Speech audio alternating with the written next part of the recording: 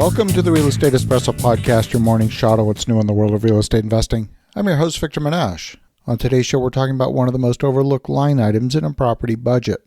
This is the dreaded repairs and maintenance line. Operating budgets make reasonable assumptions about the natural time frame for equipment replacement and for the lifetime of things like windows, roofs, caulking, and so on. Where it gets difficult is when big-ticket items hit all at once due to supposed one-time events, and it seems like no property owner is immune. We own a workforce housing RV park in Lake Charles, Louisiana. We had 2 hurricanes hit the area 5 weeks apart. One of them was Category 5. The majority of the damage was to the electrical power infrastructure and to the buildings like the office and the showers. The damage was not that extensive, but the insurance did not cover the infrastructure that was buried in the ground. That was an unplanned expense. And more recently, we had to replace pumps in the sewage treatment plant multiple times as residents flushed rigid items into the sewage system.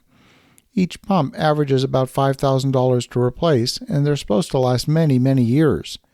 We replaced one pump more than 3 times in a 2-year span, and none of that was planned. A single thunderstorm burned up numerous security cameras and several items of internet infrastructure, all of it unplanned and unbudgeted.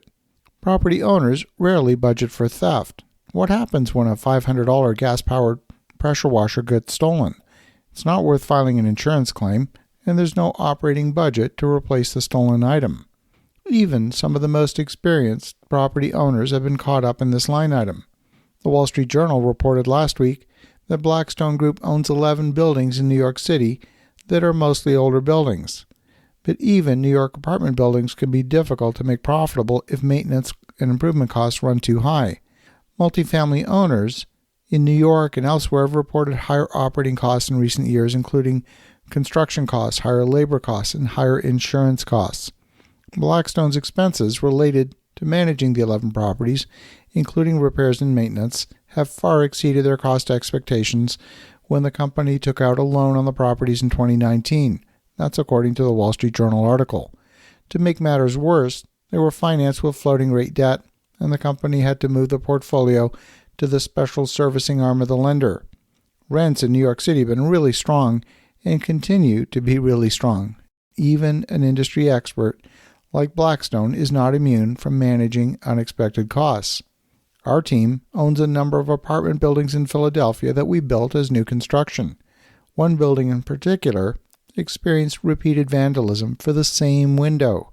It seemed like every week that same window was getting replaced.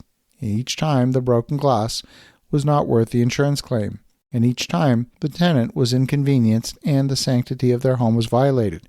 Eventually, we lost the tenant because they were tired of having their window broken. The maintenance budget for an entire year at a brand new building once was consumed in less than 2 months for that same broken window. Yet almost no property in their rational mind would budget for that much breakage or vandalism. Older buildings like the Blackstone portfolio represent special challenges. In cities like New York and Chicago, repairs often open a Pandora's box of cascading issues. Wholesale replacements of electric wiring can be triggered by a single isolated repair that mushrooms into a major capital expenditure. And then there's the dreaded insurance. Many insurance policies have increasingly added disclaimers that are designed to avoid payment of claims under certain conditions. These risks are not captured in operating budgets. We've seen some properties in the southern states of the U.S. experience rising insurance premiums. I'm not talking the usual 5 or 10% increase. We're talking 500 to 700% increases in a single year for the exact same coverage. Those property owners then negotiate higher deductibles, try and get the cost down, but they rarely adjust the maintenance budget in response to the higher insurance deductibles. After all, they just shelled out a whole lot more money for the insurance premium. There's not much budget left.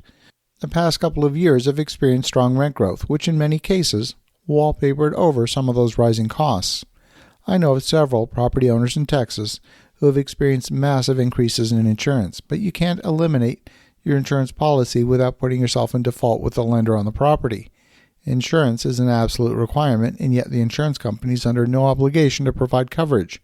They literally hold all the cards. An examination of operating budgets for several projects show that insurance premiums for multifamily apartments are often much higher than the budget for repair and maintenance. In fact, my analysis suggests that the cost of insurance is roughly double the budget for repair and maintenance in at least the projects that I reviewed. I then went and examined several apartment appraisals from brokerage firm CBRE that showed wide variation in budgeting for insurance across similar properties in the same markets. And they also showed wide variation in budgeting for repairs and maintenance for those exact same groups of properties in the same markets. And that wide variation tells me that property owners are making vastly different assumptions about how repair and maintenance should be treated. It's without exception the number one line item that I look at when reviewing information about a property. It also represents, in my view, the number one risk to the operating budget in real life. As you think about that, have an awesome rest of your day. Go make some great things happen. And we'll talk to you again tomorrow.